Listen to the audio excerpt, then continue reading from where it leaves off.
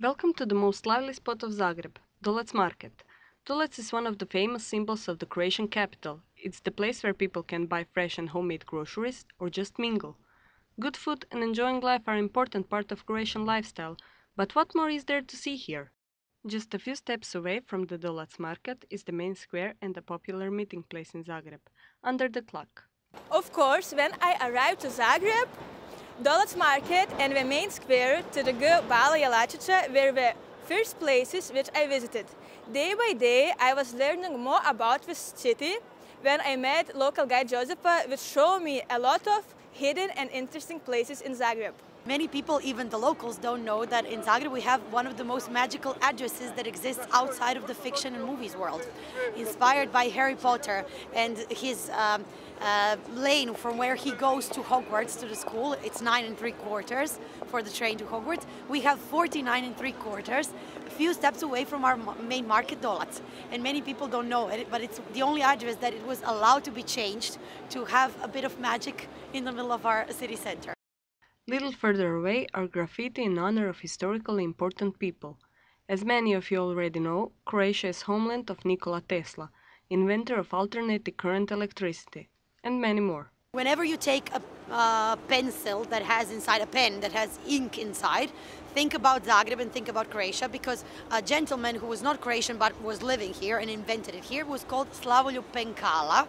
Pen, shorter from Penkala, was the guy who invented how to write with a technical pen without inking it all the time in your ink inside. And then, if you're wearing the necktie, whether it's a female or a male necktie, you remember of the homeland of the necktie, the Croatians. The cravats that come from Croat in French, Croatian people.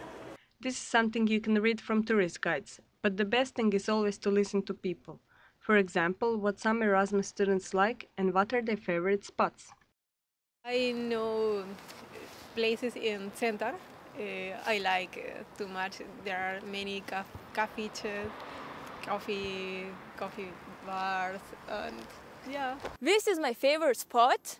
At the Sava River, I find peace and time to think. It's nice, calm, quiet, and the best part is near student dormitory, that are home for Croatian and international students. For sure all the names, but there's like at least 5 parks that I enjoy. Just just you can sit, just read a book, just do your homework and enjoy your life here. Yeah. What else places? Of course, Mensa. Yes, who can mention the Mensa? And what about Croatian people? How do you see them? Actually, the most international students which I met gives very high grade to citizens of Zagreb, because they are very friendly, helpful and nice to us, and it's very important for students as me or my colleague from Ukraine who is staying here only for a few months. Our cultures are a bit different. In Ukraine people tend to be more reserved, I would say. Especially I'm from Kiev and people are, like it's 5 million, that's why it's pretty busy and everyone is like, okay, like, yeah, just a bit tired of, can get a bit tired of people, yeah, at some point.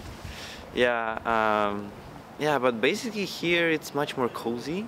Like I feel that it's like some kind of, like majestic city where like there's all small buildings. Among all those buildings, there are many cafes in every part of the city. When you came here and you were invited to coffee, you were probably thinking, why is everybody drinking coffee and staying out in the open all the time? But here, the invitation for a coffee can mean serious business meeting or just a friendly talk.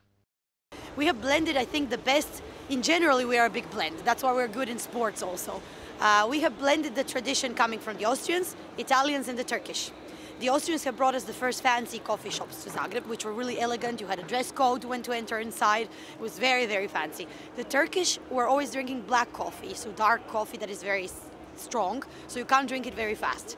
And then, of course, the Italian, at some point in the 20th century, started bringing to us cappuccino, macchiato, and espresso. And we like really Italian coffee, but in Zagreb style. Drink it long, slow, and mingle with your friends. The thing which I'm going to miss the most is Croatian lifestyle, and a part of it is coffee culture.